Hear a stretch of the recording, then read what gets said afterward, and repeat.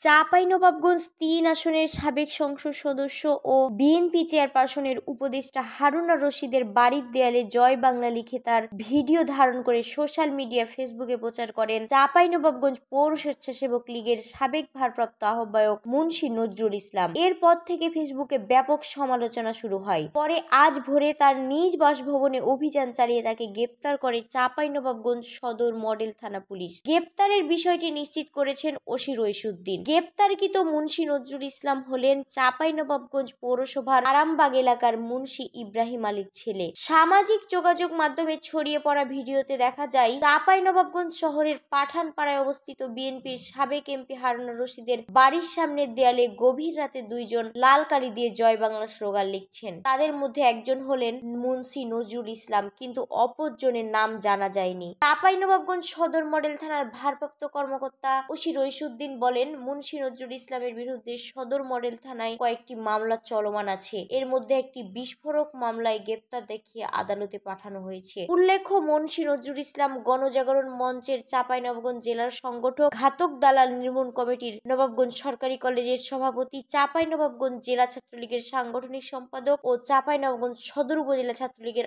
আহ্বায়ক দায়িত্ব পালন করেছেন। Desk report, Chapai journal, Chapainawabganj.